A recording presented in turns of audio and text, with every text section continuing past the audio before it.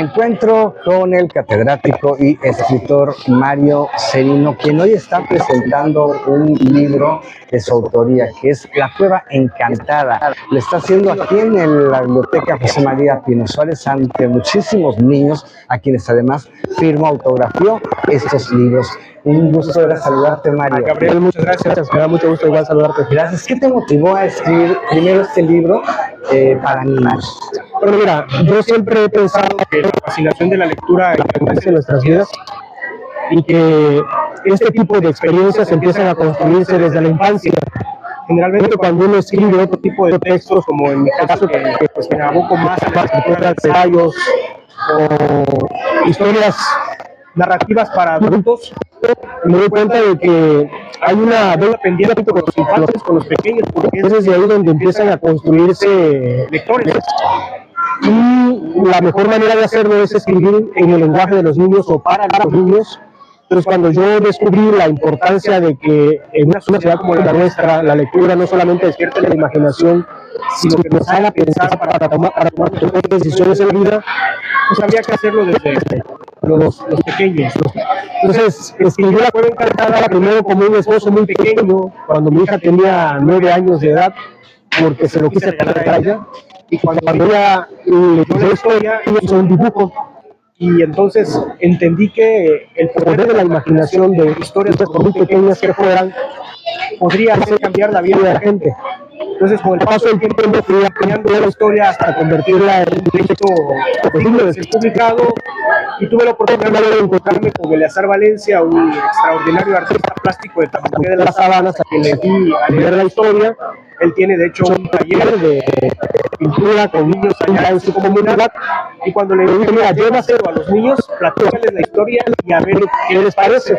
Entonces, cuando regresa conmigo y me dice, mira, les gustó la historia, es una historia que vale la pena publicarse, ya que hiciera las ilustraciones de la obra. El resultado de este binomio de quien escribe y quien pinta es precisamente La Cueva Encantada. Es la segunda vez que hacemos la presentación de esta obra. La primera ocasión que lo presenté fue en el marco de la Feria de la Verdad en el mes de marzo. Y pues ahora aquí en la sala infantil de la Biblioteca José María Pino Suárez, en el marco de las conmemoraciones del Día del Niño. Creo que el público infantil es el más difícil en todos los aspectos.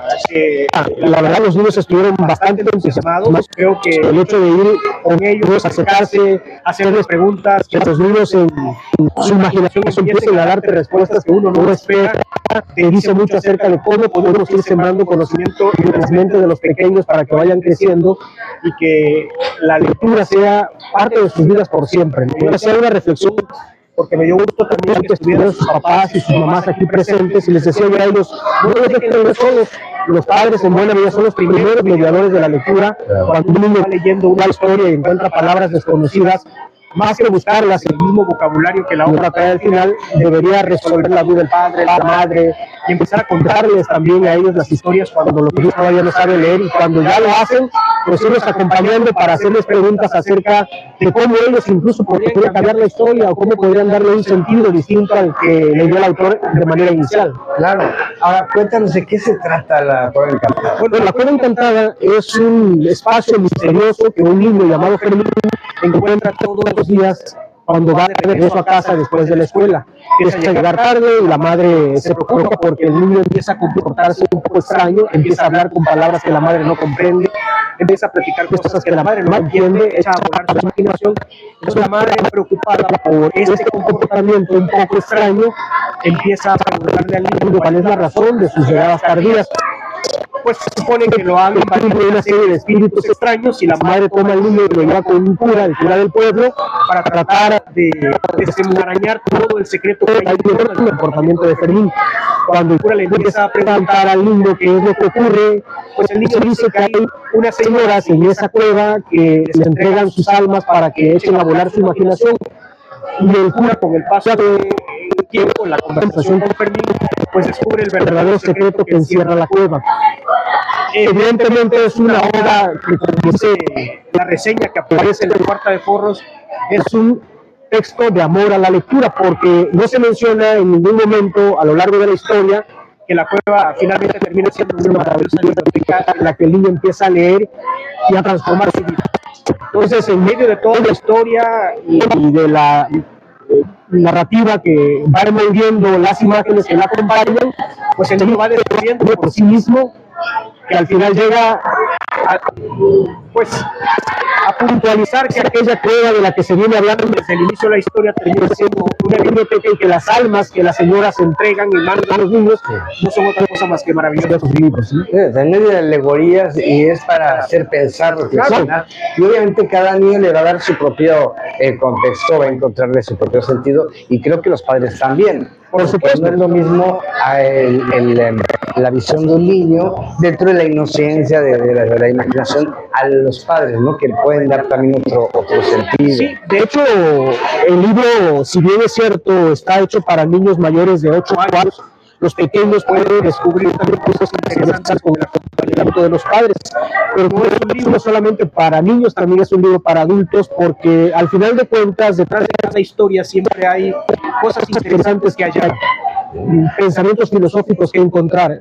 Todas las historias generalmente desatan este tipo de reflexiones, y creo que hacia allá deberíamos tender cuando leemos, no solamente a quedarnos con lo que disfrutamos, con la emoción que una historia despierta en nuestras vidas, sino con aquello que entre líneas también podemos descubrir para nutrirnos de conocimiento que nos permita tomar mejores decisiones en la vida. Al final de cuentas, creo que la lectura no es para acumular conocimientos, es para saber qué podemos hacer con todo lo que aprendemos. Saber actuar, ese es el principal propósito que debería seguir la lectura, ¿no? Enseñarnos a los seres humanos a actuar mejor en la vida. Y qué bueno que además todavía se siguen haciendo cuentos para niños, que se siga fomentando la lectura además. Hablamos en libros físicos, de papel, no nada más en medios digitales. Claro. Y es una manera de que también a los niños se les ocupe en algo que sea más allá de la utilidad del celular, que los mantiene envueltos, ¿no? Desde luego. Con el auge de la tecnología, Gabriel, tenemos mayores posibilidades de acceder a la lectura y a libros que quizá en otras condiciones no hubiésemos tenido en nuestras manos. Pero definitivamente no hay nada que se pueda comparar con la posibilidad de disfrutar un libro entre nuestros dedos, ¿no? Ojearlo, olerlo, sentirlo. Y además, siendo un libro infantil, pues creo que todavía más. Las ilustraciones que fueron hechas por Eleazar distan mucho de todo lo que la inteligencia artificial hoy puede regalarnos. Claro. Al final de cuentas, él imaginó cómo trazar las imágenes de la obra a partir de la experiencia que tuvo con la lectura. Pero igual, si alguien lee la historia y le pregunta al niño, le pide que haga un dibujo, seguramente imaginará cosas totalmente distintas. Y ese es el poder que tiene de imaginación, totalmente distintos en cada ser humano. Entonces rompe con el propósito homogeneizante que trae consigo la tecnología. Claro, de verdad, pues, te felicito por esta obra, y por supuesto también a Eleazar le mandamos un saludo hasta Tamuté de las Sabanas. ¿Dónde puede la gente encontrar? Todavía se puede encontrar, que dice Sí, claro. que se agotó, pero toda la gente lo puede encontrar. Sí, de hecho, si se comunican a través de las redes sociales de la editorial, que es Bibliófagos, ahí seguramente van a encontrar las alternativas de donde pueden conseguir el libro de La Cueva Encantada, ¿no? Que es una, como dice por ahí, una maravillosa historia, un templo de amor a la lectura. Claro, y entonces bibliófagos en Facebook. Sí, sí, sí.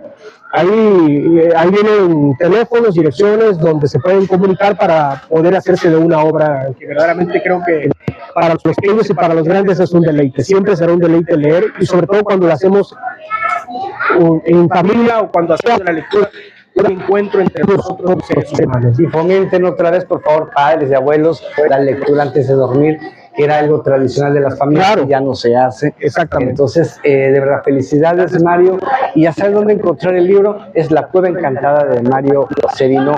Mil felicidades, y esperamos que, bueno, no sea la última obra. Esperemos que sí. De niños, por lo pronto, sabemos que tienes muchas obras y que vas a seguir escribiendo, pero esperemos que encontrar más obras tuyas para niños, que hacen mucha falta. Muchas gracias, Gabriel. Gracias. Muy amable. Para Criterios de México, Gabriel Fil, detrás de la lente, como siempre, Abel Cetina.